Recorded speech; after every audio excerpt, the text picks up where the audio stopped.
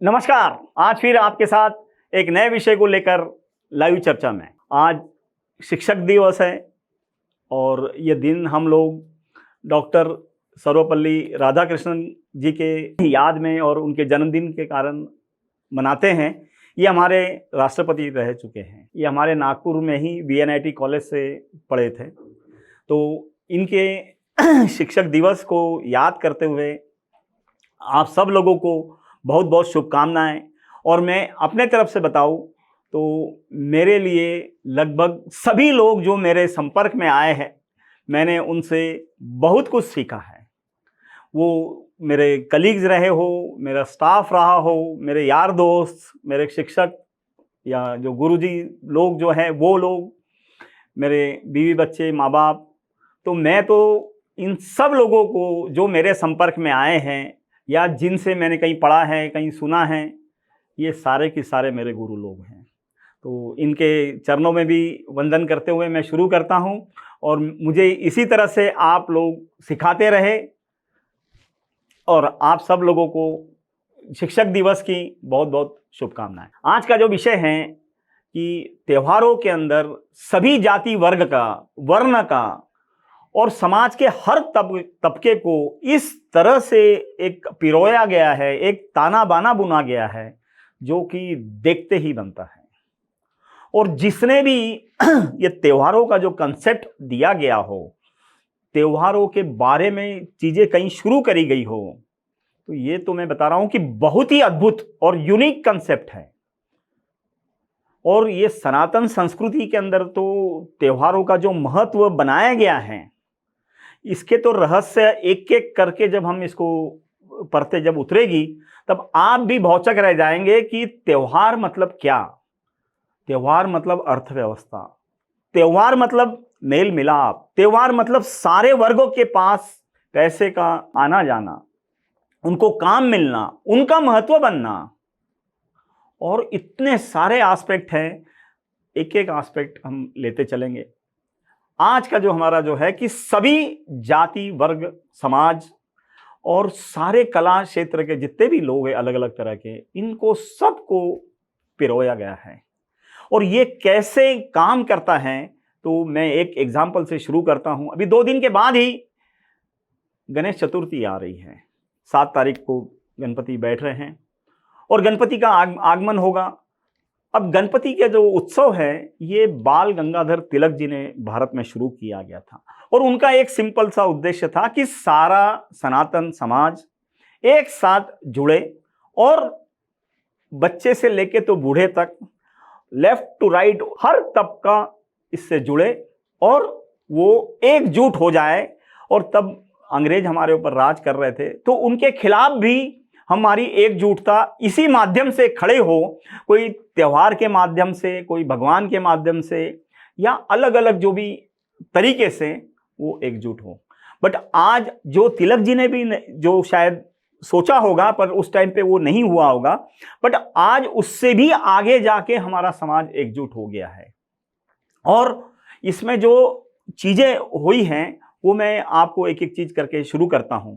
गणेश जी का अगर हम जस्ट एक एग्जाम्पल अगर मूर्ति से शुरू कर देते हैं तो मूर्ति बनाने के लिए आपको मिट्टी लगेगी, POP लगेगा। तो वहां से एक मजदूर से उसकी कहानी शुरू होती है। तो मजदूर का भी इन्वॉल्वमेंट आपके गणपति उत्सव में आ गया है।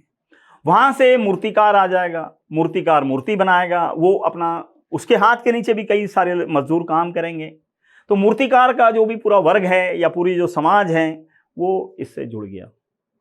क्योंकि आप बगैर मूर्ति के तो फेस्टिवल सेलिब्रेट नहीं कर सकते हैं। तो मूर्तिकार आ गया, मूर्तिकार सुशोभित करने के लिए पेंटर्स लोग आ गए। तो वो भी जो है रंग काम जो इसमें लग रहे हैं, उनके रंग बनाने वाले भी आ गए। तो आप देखते चलिए कि कैसे कैसे चीजें जुड़ती चली जा रही हैं। फिर मूर्तिकार आ गया, फिर आप जाके मूर्ति खरीदते हैं। फिर जब मूर्ति अब आप घर पे बिठा रहे हैं तो घर पे भी पूरी साज सज्जा करी जा रही है। तो आप जैसे क्षमता है उसी हिसाब से साज सज्जा कर रहे हैं। बड़े बड़े पंडाल जो है वो बड़े पैमाने पे उनका साज सज्जा हो रही है। तो पंडालों के अंदर तो जो है वो बाहर से आप डेकोरेशन वाला ले लीजिए, पूरी मतलब जो डेकोरेशन करते हैं, जो वो पूरे पंडाल बना रहे हैं, फिर उसमें जो कपड़े लग रहे हैं तो फिर कपड़े वाले आ गए हैं, फिर दर्जी लोग आ गए, फिर उसमें जो लगने वाली जो लाइटिंग है तो इलेक्ट्रिशियन भी आ गया। इलेक्ट्रिशियन क्या है, 707 उसको जो लगाने वाले जो है वो भी मजदूर लोग आ गए हैं।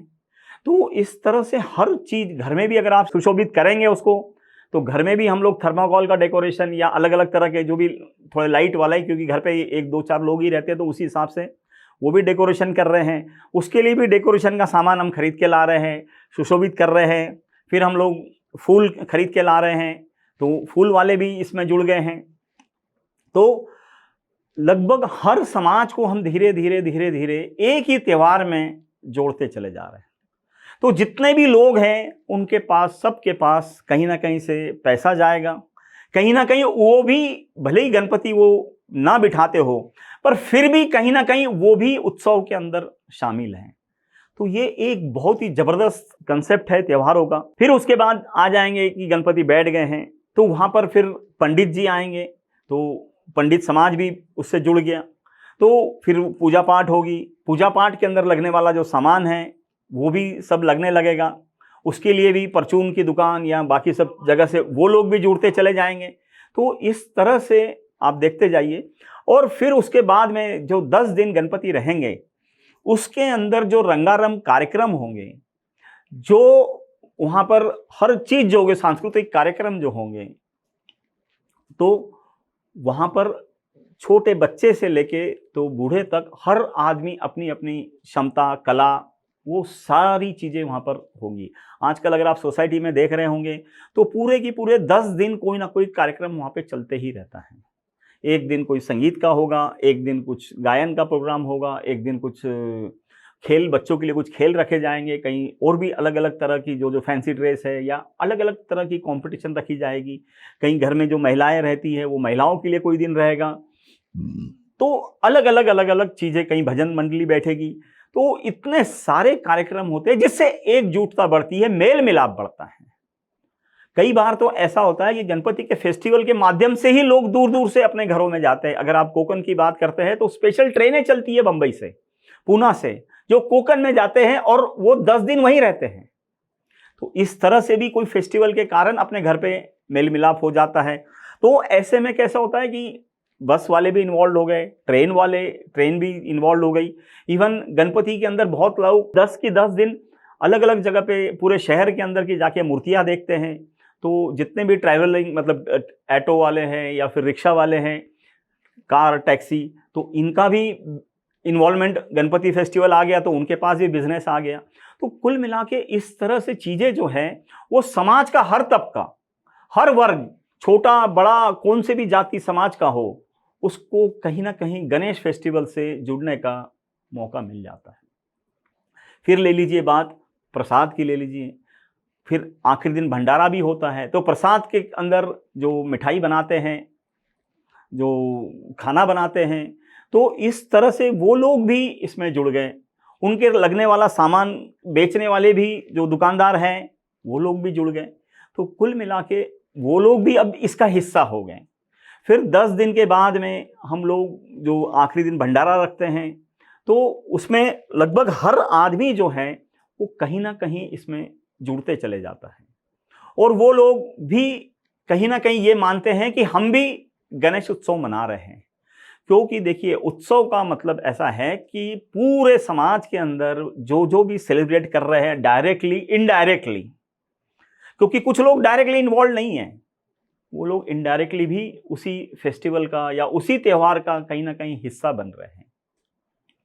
आप देखेंगे कि जो लोग पंडाल के संचालक होते हैं या पंडाल का ऑर्गेनाइजिंग कमेटी होती है, वो लोग भी कई सारे गुण इसमें से सीख लेते हैं। वो भी कैसे ऑर्गेनाइज करना है, वो भी अलग अलग जाति समाज के लोग रहते हैं, और उसको एक साथ बैठ के वो लोग जिस तरह से ऑर्गेनाइज करते हैं, उसमें पैसे जमा करना होता है, वर्गनी जिसको बोलते हैं हम लोग, चंदा, तो वो जमा करके फिर उनका मैनेजमेंट, फंड्स मैनेजमेंट, फिर अकाउंट्स, और वो पूरा की पूरा जिसको बोलेंगे ना कि ऑर्गेनाइज करके वो पैसे का पूरा की पूरा, तो इसमें भी कहीं ना कहीं सीखने समझने की चीज़ें मिल जाती हैं।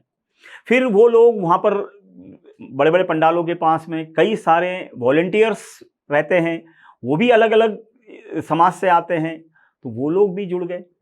तो ये एक ऐसा ताना बाना है कि आपको इतनी सारी चीज़ें सीखने को मिल जाती हैं कि जिसका आप अंदाज़ा भी नहीं लगा सकते।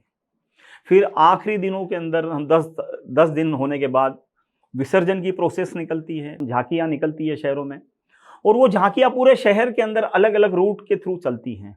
आप अगर देखोगे तो उसके अंदर जो बड़े बड़े जो गणेश मंडल होते हैं या पंडाल जिनके बड़े बड़े होते हैं, नवयुग दल बोलते हैं, उसमें अलग अलग जगह पे अलग अलग बातें होती हैं। तो ये जो मंडल्स होते हैं, ये मंडल क्या क्या चीज़ों की झांकियाँ निकालते हैं वो तो देखते ही बनता है। ये लोग तो जैसे हमारे यहाँ जो निकलता है तो उसमें जो दल जो होते हैं वो साल भर अपने यहाँ पे कोई ना कोई कार्यक्रम जो है, इनकी व्यायामशाला होती है, ग्राउंड्स होते हैं, और साल भर वो बच्चों को ट्रेन करते रहते हैं।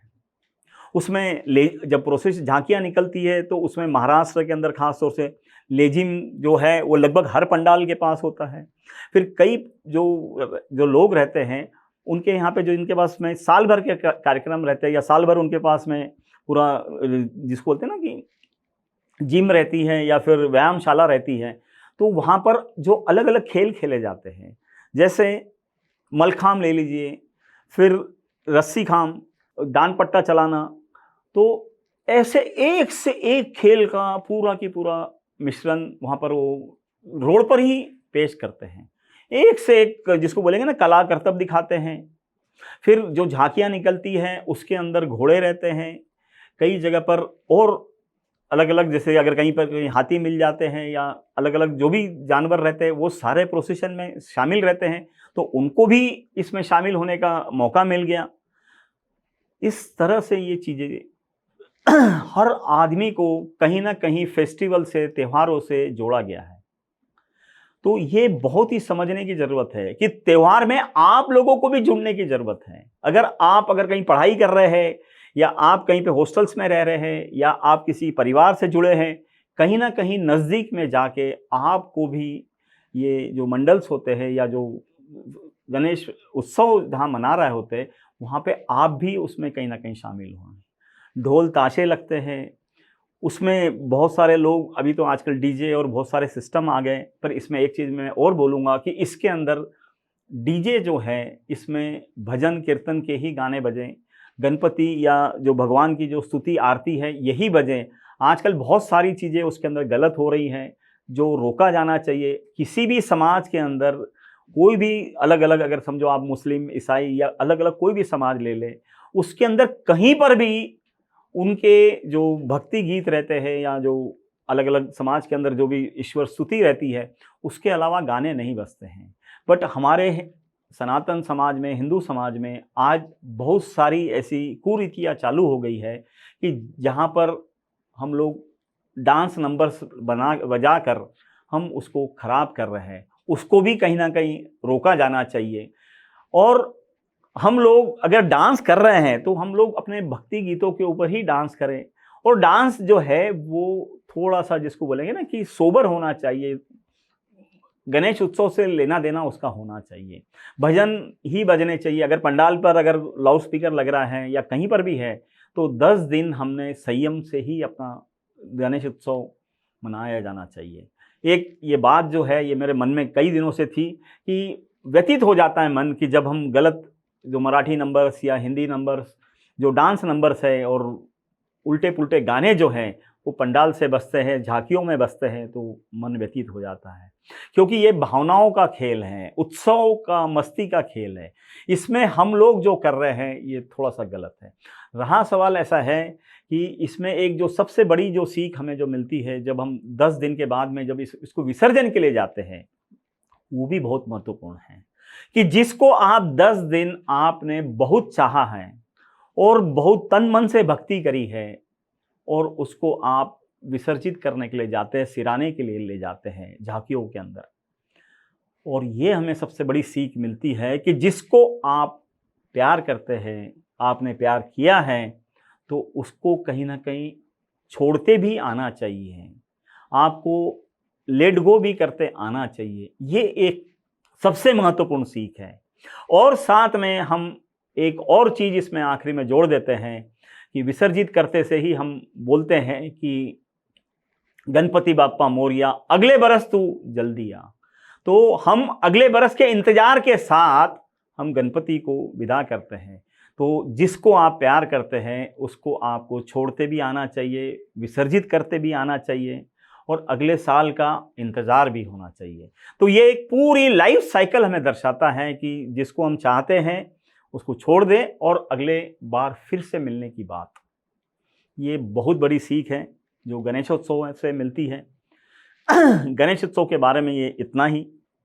रहा सवाल ऐसा है कि इसमें हम ये जो फेस्टिवल सीरीज़ चालू करी है, तो हर एक फेस्टिवल के बारे में जैसे जैसे फेस्टिवल आएंगे तो ये हमारी सीरीज़ के अंदर हम एक एक उत्सव के बारे में, एक एक त्यौहार के बारे में हम बहुत ही डिटेल के अंदर आपसे चर्चा करते रहेंगे और ये सीरीज़ चलती ही रहेगी। कल हम फेस्टिवल से रिलेटेड हम एक और टॉपिक लेके आएंगे जो है त्योहारों के साथ अर्थव्यवस्था। अर्थव्यवस्था की चालना कैसे होती है, त्योहारों के साथ में कैसे उसका लेना देना है, तो ये टॉपिक कल लेकर आएंगे हम लोग आपके साथ। ये बहुत डिटेल में चर्चा करेंगे। और अगर ये आज का जो टॉपिक है इसके रिलेटेड अगर आपने कुछ सवाल करे होंगे तो हम बात कर लेते हैं। स्टोरीज ऑफ विजडम एक सवाल कर रहे हैं कि त्योहारों के दौरान भी जातिगत भेदभाव क्यों देखा जाता है, क्या ये वास्तव में सबको साथ लाने वाला है? देखिए, त्यौहार जो हम मना रहे हैं ये सबको साथ लाने के लिए ही मनाया जाता है, ऐसी ही व्यवस्था इसमें की गई है और यही सोच समझ के साथ ही ये त्योहारों का जो ताना बाना बुना गया है। रहा सवाल जातिगत भेदभाव, देखिए वो जातिगत भेदभाव कुछ रहा नहीं है, क्योंकि अगर सबको काम मिल रहे हैं, सबको कहीं ना कहीं शामिल होने का मौका मिल रहा है, तो मुझे नहीं लगता कि कहीं अगर आप कहीं ट्रैवल कर रहे हैं गणपति उत्सव के दिन या सब घूमने के लिए, तो आप रिक्शा वाला से या ऑटो से पूछ रहे हैं कि आप कौन से जाति वर्ग के हैं, आप मूर्ति जिससे खरीद रहे हैं उससे पूछ रहे हैं। नहीं, ऐसा मुझे नहीं लगता कि ऐसा कोई भेदभाव है। रहा सवाल अगर छोटा मोटा भी है उसको भी छोड़ दिया जाना चाहिए, क्योंकि कैसे हैं आज अगर हम ये कुंठित भावना से अगर जी रहे हैं तो कहीं ना कहीं इससे बाहर आना चाहिए, क्योंकि त्यौहार जो है, उत्सव जो है, ये हर एक के लिए मनाने की ज़रूरत है, हर एक को इसमें शामिल होने की ज़रूरत है, एकता बनाए रखने की ज़रूरत है।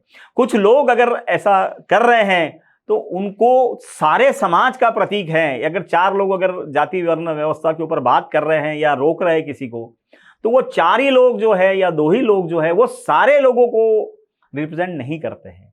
सारे लोग ऐसे जाति वर्ण व्यवस्था के ऊपर बात नहीं कर रहे हैं। तो आपको भी ये समझना है, एक दो लोगों ने अगर कोई चीज़ बोली या सुनी या कोई कर रहा है तो उनको वहीं तक छोड़ दिया जाए और बाकी भी जगह पे जा सकते हैं। बाकी भी कोई चीज़ सोचा जा सकता है कि वो दो लोग ही थोड़ी ना सबको रिप्रेजेंट कर रहे हैं। तो जाति व्यवस्था तो मुझे नहीं लगता कि इसके अंदर कुछ ज़्यादा लेन देन है। तो अगर कहीं है तो उसको छोड़ के आपको आगे बढ़ने की ज़रूरत है, क्योंकि कुछ लोगों को सुधारा ही नहीं जा सकता, तो उसके ऊपर बात ना की जाए तो ज़्यादा बेहतर है। रंजीत जी पूछ रहे हैं, क्या गरीब वर्गों को भी त्योहारों में समान आदर और स्थान मिलता है या केवल अमीरों का ही बोलबाला रहता है? नहीं नहीं, ऐसा कुछ नहीं है कि गरीब लोग गणेश फेस्टिवल या गणपति उत्सव नहीं मनाते हैं। सभी लोग मनाते हैं और सभी लोग आसानी से मना सकते हैं। कोई बड़े पैमाने पे मना ले, कोई छोटे पैमाने पे मना ले, बस पैमाना भले ही अलग अलग हो सकता है, क्योंकि वो पैमाना तो पैसा डिसाइड करेगा, बट उत्सव तो सभी मना सकते हैं। कहीं पर भी आप शामिल हो सकते हैं, सबके लिए दरवाजे खुले हैं और सब लोग मनाते ही हैं और सबको इसमें शामिल होने का मौका कहीं ना कहीं किसी न किसी रूप में डायरेक्ट इनडायरेक्ट मिलता ही है। आप समाज के कोई भी वर्ग में हो तो आपको शामिल होने का, आपको भी अपना उत्सव लगेगा, ऐसा मौका सबको मिलता है। इवन जो भी समाज में होगा सबको इसमें कहीं ना कहीं डायरेक्ट इनडायरेक्ट, आपकी किसी की भी चीज़ की दुकान हो, आपकी कोई भी, आप रिक्शा वाले से लेके तो कार टैक्सी वाला ले लीजिए, कोई भी दुकानदार ले लीजिए, कोई भी बिजनेस ले लीजिए, आप दर्जी हो, बुनकर हो, कामगार हो, हर एक को कहीं ना कहीं इस रूप में इसका मौका ज़रूर मिलता है जुड़ने का। तो ज़रूर जुड़िए और छोटी छोटी चीज़ों को दिमाग में मत लगाइए। देखिए कैसे मालूम है क्या कि जब इसका उद्देश्य जो है वो एकजुट करना है, एकजुट अगर हम नहीं बना पाए तो फिर इसका पूरा उद्देश्य ही चला जाएगा। तो थोड़े से बड़े मन से सब लोगों ने इसमें कहीं ना कहीं शामिल होकर, कोई अगर कुरीति चल भी रही है उसको भी पार पाना है। रंजीत जी लिख रहे हैं, क्या आपको इंडियन फेस्टिवल में इन्वॉल्व होने में या सेलिब्रेट करने में इंटरेस्ट है? बिल्कुल है, तभी तो हम बात कर रहे हैं कि सब लोगों ने, जो नहीं भी हो रहे हैं उन लोगों ने भी शामिल होने के लिए, प्रेरित होने के लिए ही हम ये बात कर रहे हैं। और भारतीय समाज के अंदर, सनातन संस्कृति में हर एक को शामिल होना ही चाहिए। सभी के लिए ये त्यौहार है और कोई भी इससे अछूता ना रहे, ऐसी ही भावना से सब लोगों ने जुड़ना चाहिए। और मैं तो जुड़ता ही हूँ। अपूर्वा जी पूछ रही है, क्या आप मानते हैं कि त्योहारों के माध्यम से समाज में जातिगत असमानता को कम करने का अवसर मिलता है? बिल्कुल मिलता है। जब सब लोगों का मेल मिलाप बढ़ेगा, सब लोगों के पास में कामकाज मिलेगा, तो क्यों नहीं सभी उत्सव मनाते हैं। फिर आज अगर सबके पास पैसा आएगा, सबको, यानी जो लोग उत्सव मना रहे हैं वो तो ठीक है, पर जो लोग उत्सव से इनडायरेक्टली जुड़े हैं उनके पास में भी कहीं ना कहीं उत्सव मनाने का मौका मिलेगा। तो ये सबको समान अवसर पैदा करता है। सभी समाज, जाति, वर्ग, गरीब, अमीर, सबको अवसर मिलता है। त्यौहार जरूर मनाया जाना चाहिए। और भारत तो त्योहारों का ही देश है। यहाँ त्योहारों का कंसेप्ट ही इसी कारण आया है कि पूरी की पूरी अर्थव्यवस्था, पूरा की पूरा समाज, समाज का हर कोना, जो लास्ट आदमी है, गरीब से गरीब तबका, उसको भी कहीं ना कहीं त्योहारों से, अर्थव्यवस्था से जोड़ा जाना चाहिए। यही इसके पीछे का कंसेप्ट। शिरीष जी लिख रहे हैं, सर आजकल लोगों डीजे बजाते हैं, उसमें भगवानों के गाने के अलावा बॉलीवुड के गाने बजाते हैं, ये क्यों नहीं समझते कि ये गलत है? और लोगों की धारणा कहाँ से आई है? देखिए, आज ये जो हिंदू समाज या सनातन संस्कृति के अंदर ये एक बहुत ही गलत पद्धति या रीति चल पड़ी है कि बॉलीवुड के गाने हम लोग बजा रहे हैं, डीजे बजा रहे हैं, और इसके ऊपर जो गंदे डांस कर रहे हैं और गंदे गानों के ऊपर कर रहे हैं। तो ये खराब मानसिकता है। देखिए, सेलिब्रेट अगर करना है, आप गणेश उत्सव में हैं तो ये भगवान की पूजा है, देवता की पूजा है, तो आप उसके रिलेटेड कुछ बात करिए ना। आज भक्ति गीते हैं, रस गीते हैं, आप फिर भजन हैं, कई सारे हजारों गाने हैं। अच्छा, रहा सवाल वो जो बॉलीवुड के गाने, फिर उसके ऊपर जो धिंगड़ धांगड़ जो डांस हो रहे हैं, वो क्या दिखाते हैं? वो कोई सेलिब्रेशन नहीं है या वो कोई उत्सव नहीं मना रहे हैं। इसमें कहीं ना कहीं, और ये सब पढ़े लिखे लोग कर रहे हैं। बात ऐसी है कि हम अपनी जो जीवन पद्धति से दूर जा रहे हैं। हमें समझ नहीं आ रहा है कि हम कर क्या रहे हैं। आपको डांस करना है, बॉलीवुड पे डांस करना है, आप कहीं और जाके करिए, पर भगवान के सामने, भगवान के पंडल के ऊपर या उनकी जो झांकियां निकलती है उसमें ये करना है, ये तो गलत है, टोटल गलत है। आप किसी और समाज में या और धर्मों में देखिए, कहीं नहीं है ऐसा, कहीं नहीं होगा। आप कोई भी प्रोसेशन देख लीजिए, कहीं नहीं मिलता, कहीं ऐसा सोचा भी नहीं जा सकता। जब वो लोग अपने भगवान के प्रति, अपने धर्म के प्रति जितनी रिस्पेक्ट रखते हैं, तो हम में क्यों कमी आ रही है? हम में कमी इसलिए आ रही है कि हमारे घरों में जो संस्कारों की कमी आई है और धर्म के प्रति हमें ज़्यादा जानकारियाँ नहीं हैं, और हम यहाँ उतना महत्व नहीं दे रहे हैं। ये गलत है, ये बहुत ही गलत हो रहा है। ये सबको रोकने की ज़रूरत है। डांस करने वालों को भी, डांस कराने वालों को भी, ऑर्गेनाइजिंग कमेटी वालों को भी कहीं ना कहीं ये रोका ही जाना चाहिए। मीनल जी पूछ रहे, क्या त्योहारों में जातिगत भेदभाव अब भी देखा जाता है या समय के साथ इसमें बदलाव आया है? बहुत बदलाव आया है, और जातिगत भेदभाव तो मुझे नहीं लगता है ये हर बार ये इसी तरह से है कि जब भी आपको मिला तो आपकी जाति श्रेष्ठ, और जब आपको नहीं मिला तो वो जाति के कारण नहीं मिला। अब ये बोलना बंद करिए। ये जाति जाति का उत्सव जो है, ये जाति जाति खेलना बंद करिए। जाति आपको सिर्फ और सिर्फ जहाँ इस्तेमाल करना है वहाँ पे करिए। दिन भर के अंदर आप जहाँ ऑफिस में काम कर रहे हैं, आप कहीं दुकान से सामान खरीद रहे हैं, किसी की भी ऑटो की सर्विस, या आप कहीं खाना खाने जा रहे हैं, कहाँ पूछ रहे हैं हम लोग जाति? जाति धर्म हम पूछ ही नहीं रहे, कहीं पूछा ही नहीं जाता। अरे ये तो कैसे हमारी एक मानसिकता बन गई है कि अगर हमें कुछ चाहिए तो जाति के नाम पे ले लो, और नहीं मिला तो जाति के नाम पे डाल दो। अरे ये बही खाते बंद करने पड़ेंगे, इसका कोई औचित्य ही नहीं है। समाज के सामान्य जीवन के अंदर जाति का कहीं लेना देना नहीं है, कहीं जाति देख के नौकरी नहीं दी जाती, कोई भी ऐसा होता नहीं है। अरे होता भी है तो थोड़ा सा होता है, उसको ही पकड़ के रखेंगे, और बाकी जो लोग हैं, बाकी बहुत बड़ा समाज 90-95% समाज जाति वर्ण व्यवस्था को मानता ही नहीं है। आपको भी ये सब छोड़ने की जरूरत है, और इन टॉपिकों पे ज्यादा बात भी करने की जरूरत नहीं है। शंतनु जो लिख रहे हैं, अग्रवाल जी आजकल डांस ऐसा करते हैं फेस्टिवल में एंजॉयमेंट के लिए, भगवान के सामने ही अश्लील गाने पर डांस कर रहे हैं, इसके लिए क्या सॉल्यूशन? अरे सॉल्यूशन कुछ नहीं, गाना बंद करो, डांस करना बंद करो, यही सॉल्यूशन है। अब आप सोचेंगे कि ये गाने पे नहीं, बॉलीवुड पे नहीं तो मराठी पे करेंगे, ये वाले पे नहीं तो वो वाले पे करेंगे। अरे बाबा उस पर करना ही नहीं है ना। और ये कैसा आपका मतलब डांस करना, ये कौन सा? अरे डांस, आपको मैं बताऊं, डांस के बारे में बोला गया है, मतलब नृत्य के बारे में बोला गया है, ये सबसे प्योरेस्ट एक्सप्रेशन है आपके शरीर का, प्योरेस्ट। इससे, जिसको बोलते हैं ना, इससे पवित्र कोई भी आपका एक्सप्रेशन नहीं हो सकता है शरीर का। अगर आप डांस अगर अच्छे से कर ले तो आपका पूरा शरीर जो है वो शुद्ध हो जाता है, और हमने उसके अंदर ही घालमेल करना चालू कर दिया है।